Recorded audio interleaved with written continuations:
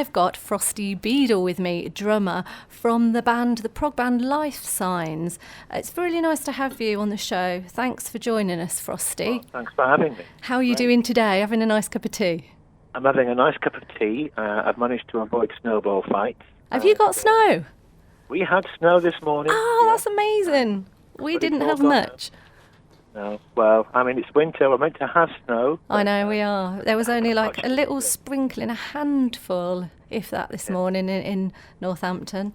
Let's have a bit of a chat about, well, first of all, before we talk about Lifesigns and your single release that's coming out 6th of March, isn't it, Impossible?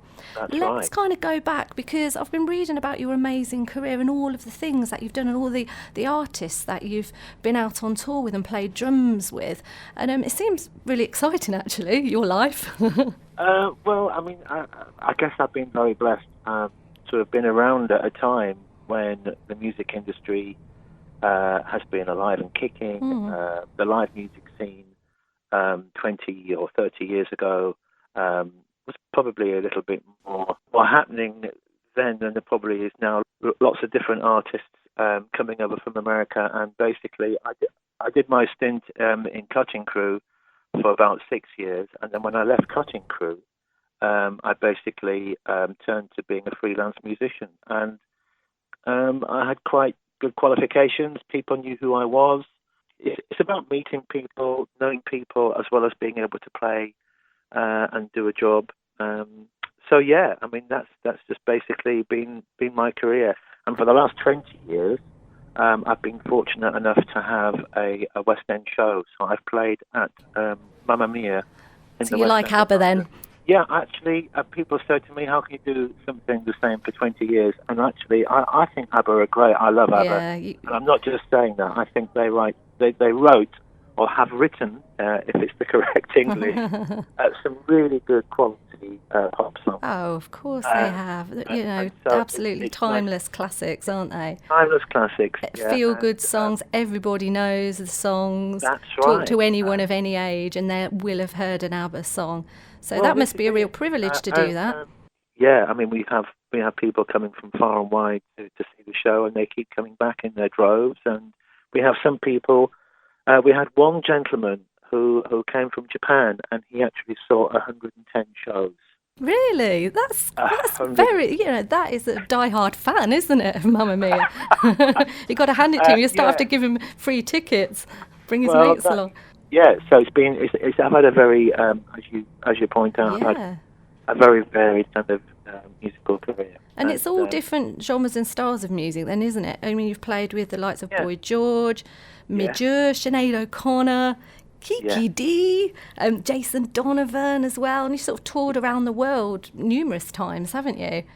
I have, and when I was 17, I was fortunate enough. My first professional job was as a musician on a cruise ship. It's called the QE2. It's gone into retirement now, but the QE2 was quite famous. And one of the things you had to be able to do, however, was read music. My parents gave me so much support. You came from a real musical family, didn't you? Well, I did, yeah. Was it you started playing drums at quite an early age? I was 9 years old, yeah.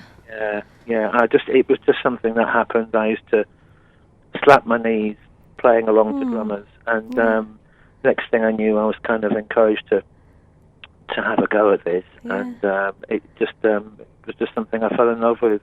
So it's something you just always wanted to do?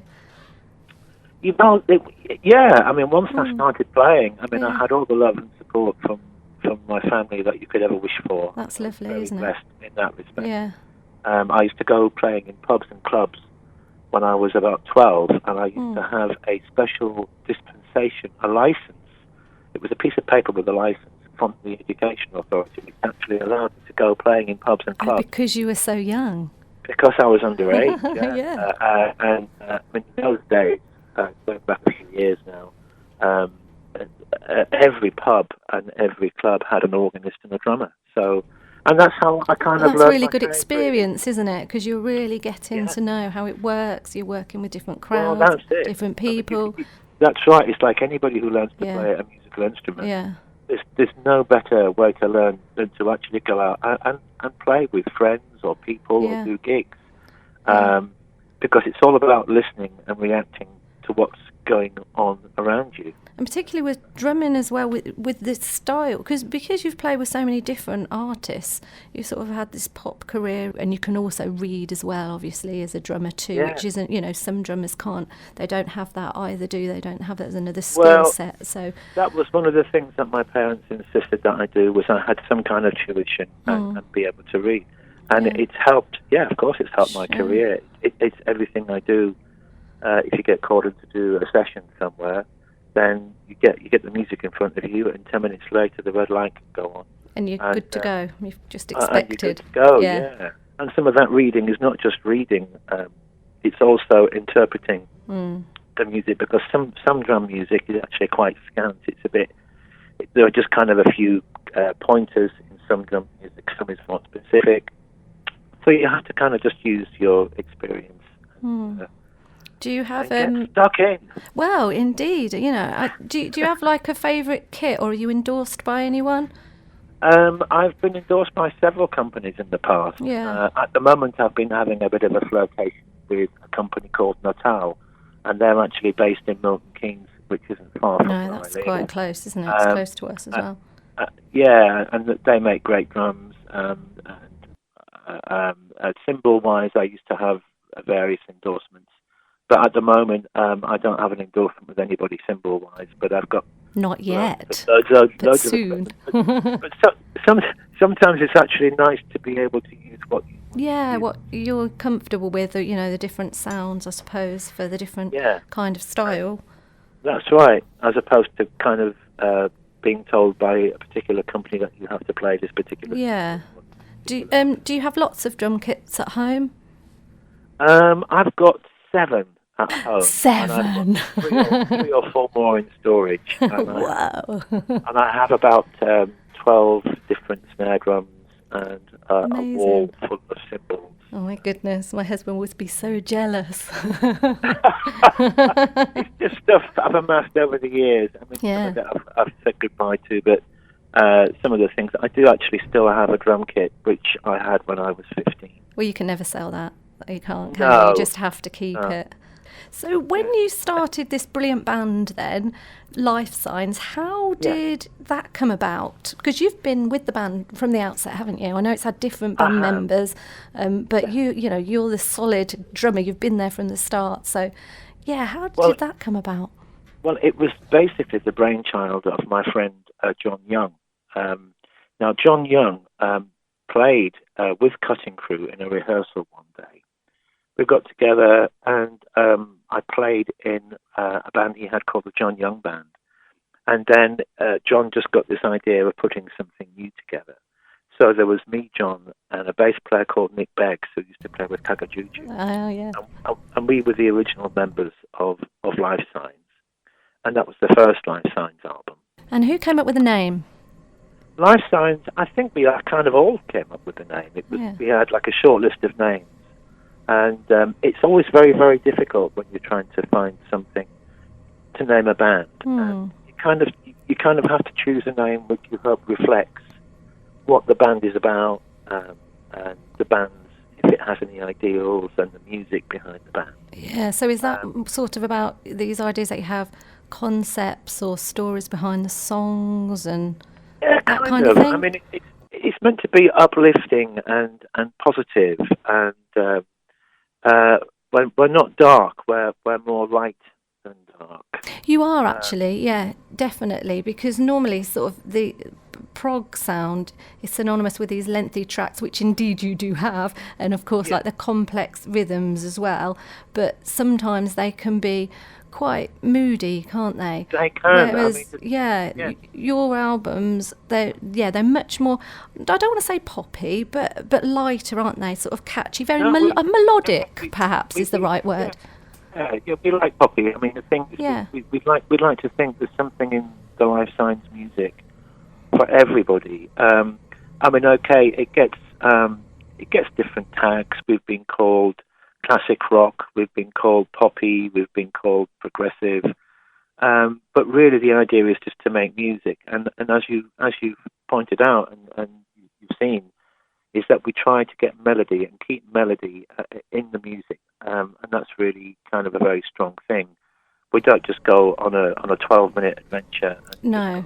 No, there's definitely that lighter side, and it really sort of draws you in. And I think, particularly if we talk about Impossible, your single that's being released very soon on the 6th of March when your tour starts, isn't it?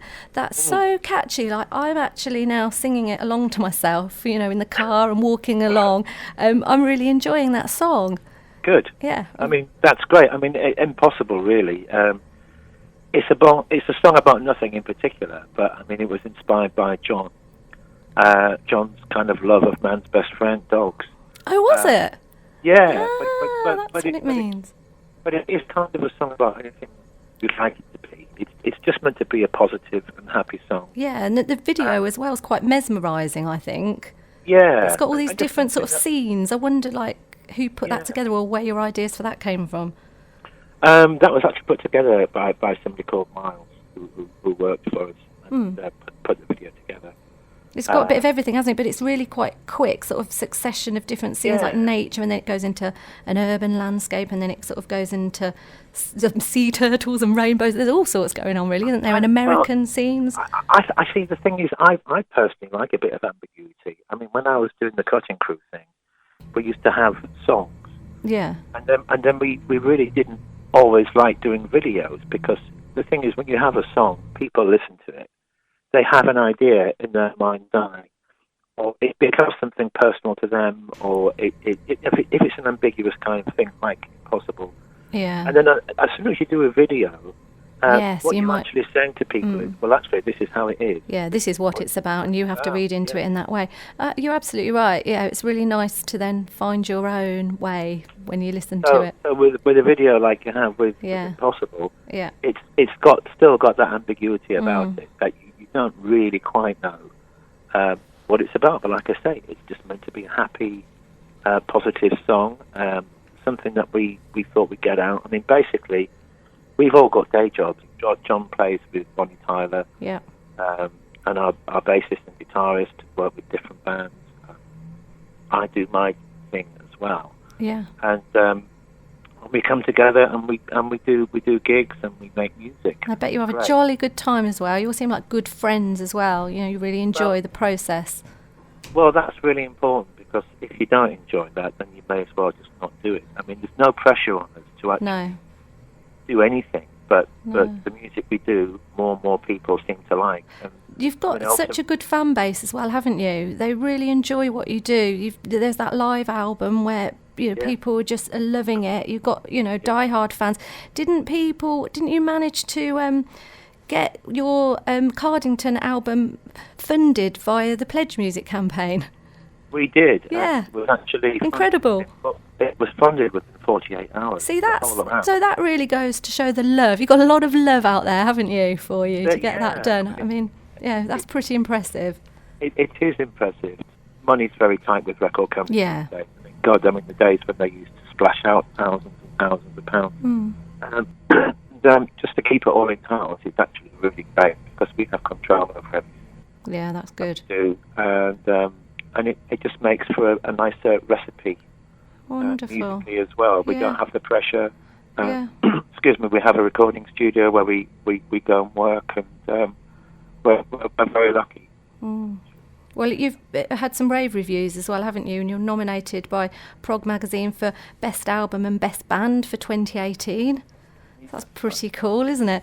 And I think Prog Planet said that you have wonderful vocal harmonies in the band's superb arrangements, lavish melodies, excellent guitaring, solid bass, and solid drum foundations, of course, and keyboards deluxe, and John's fine lead vocals. I mean, you have some outstanding reviews from lots of different platforms as well. So it's nice when that happens, because obviously, with this being something that we do in our spare time, as musicians, you don't really get much spare time.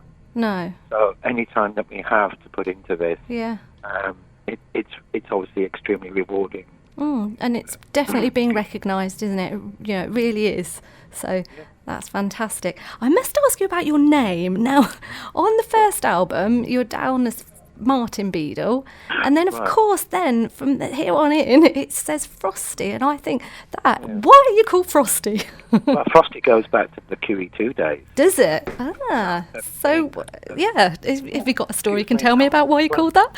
Is that allowed? Yeah, I can. It's basically down to breakfast cereal, believe it or not. Oh, I used to eat Frosties for breakfast on QE2, and the bass player in the band I was working in came up to me and said, "Oh, you eat a lot of Frosties. I'll have to call you Frosty."